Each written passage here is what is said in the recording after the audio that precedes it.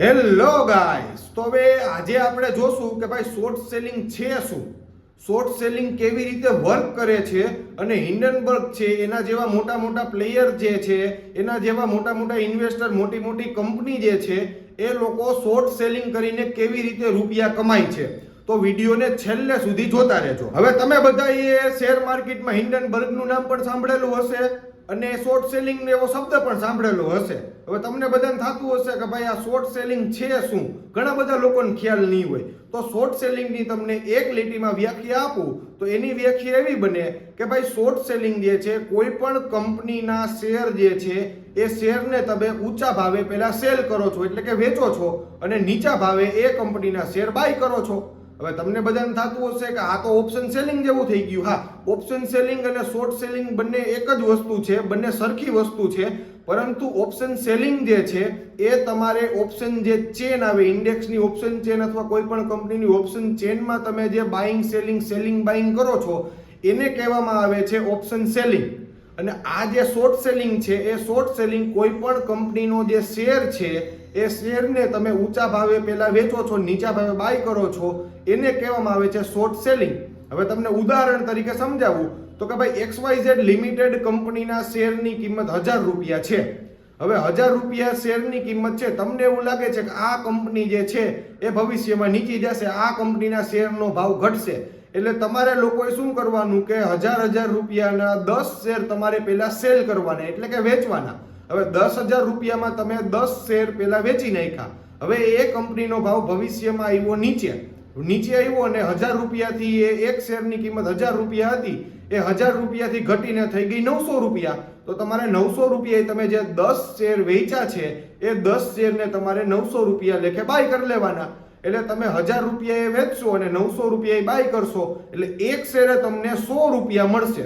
એવા તમે 10 શેરની લેવડ દેવડ કરી, 10 શેર વેચ્યા અને ખરીદ્યા, તો તમને એક શેરે 100 રૂપિયા મળે, તો 10 શેરે તમને 1000 રૂપિયાનો પ્રોફિટ થયો. આ થઈ ગયું શોર્ટ સેલિંગ. ઊંચી કિંમતે પહેલા કોઈ પણ કંપનીના શેર વેચવાના અને નીચી કિંમત આવે ત્યારે તમારે કોઈ પણ કંપનીના જે શેર વેચેલા છે એને કરવાના બાય. આ થઈ ગયું શોર્ટ સેલિંગ. હવે હિન્ડનબર્ગ જે છે એ પણ શોર્ટ સેલિંગ કરીને રૂપિયા કમાય. હવે આપણે બધાને થતું હશે કે ભાઈ ઈ કઈ રીતે? હા, હિન્ડનબર્ગ પહેલા શું કરે કે ભાઈ કોઈ પણ કંપનીને ટાર્ગેટ કરે. એ કંપનીને ટાર્ગેટ કર્યો હોય ને એટલે એ કંપનીની અંદર પોતાની રિસર્ચ ટીમ દ્વારા આખી કંપનીનું રિસર્ચ કરે અને રિસર્ચ કરીને એ કંપનીની અંદર હાલતો ગોટાળો, ગફલો જે છે એ ગફલાનો એક બનાવે રિપોર્ટ અને રિપોર્ટ કરે પબ્લિશ. હવે એ પબ્લિશ કરે ને રિપોર્ટ, એ પહેલા પોતે એ કંપનીના જે શેર છે એ શોર્ટ કરી નાખે, એટલે કે વેચી નાખે ઊંચા ભાવે. હવે આપણે બધા તો 50-100 શેર લેવડ દેવડ કરતા હોય. હિન્ડનબર્ગ જેવા મોટા મોટા જે પ્લેયર છે એ લોકો તો હજારો લાખોની સંખ્યામાં એકી સાથે એના જે શેર છે એને શોર્ટ કરે. હવે જેવા શોર્ટ કરે અને એ પછી રિપોર્ટને પબ્લિશ કરે, એટલે રિપોર્ટ જેવો પબ્લિશ થાય એવો આપણને બધાની અંદર શું થાય? ડરનો માહોલ ઊભો થાય કે ભાઈ આ કંપનીની અંદર તો ગોટાળો હાલે છે, આ કંપનીમાં સુપી આપણે રોક્યા, હાલો જલ્દી કાઢી લ્યો, આ કંપની આગળ નહીં ચાલે, આ કંપનીની અંદર તો હવે ભાવ, આનો શેરનો ભાવ ઘટશે. એવી બધી રીતે આપણે ડરનો માહોલ ઊભો કરે અને આપણે બધા ડરીને એ કંપનીના જે શેર છે, આપણી પાસે જેટલા પણ શેર હોય એ બધા શેર આપણે વેચી નાખીએ. એ જ રીતે પ્રમોટર, ઇન્વેસ્ટર બધા લોકોની અંદર ડરનો માહોલ ઊભો કરે અને બધા લોકો જે છે એકી સાથે જો શેરને વેચે તો એ શેરની કિંમત ઘટી જાય અને જેવી ઘટે એવા હિન્ડનબર્ગ પોતાની રીતે જે શેર એને વેચ્યા છે એ સેલ જે કર્યા છે એ શેર પોતે બાય કરી લે અને પ્રોફિટ કાઢીને એ લોકો પોતાની પોઝિશન સ્ક્વેર ઓફ કરે. જેમ અદાણી વખતે હિન્ડનબર્ગે પણ આ જ રીતે કર્યું હતું. અદાણી જે છે એને પહેલા કંપનીનું રિસર્ચ કર્યું, પછી રિસર્ચ કરીને એને રિપોર્ટ પબ્લિશ કર્યો.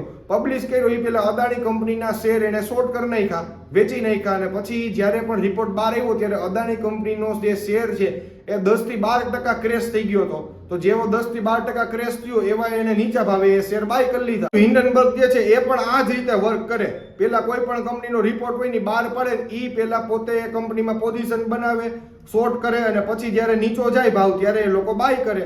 એ જ રીતે ઘણા બધા હિન્ડનબર્ગ જે છે એની જેવા મોટા મોટા પ્લેયર જે છે, મોટા મોટા ઇન્વેસ્ટર, પ્રમોટર જે છે, મોટી મોટી કંપની જે છે એ પણ આ જ રીતના શોર્ટ સેલિંગ કરીને કરોડો રૂપિયા કમાય છે. તમે પણ આમાં રૂપિયા કમાઈ શકો છો, પણ એ પહેલા તમારે કંપની વિશે પૂરતી તમારી પાસે રિસર્ચ હોવી જોઈએ, તમને 100% વિશ્વાસ હોવો જોઈએ તમારી રિસર્ચ ઉપર કે આ કંપની ભવિષ્યમાં ભાવ નીચો જશે.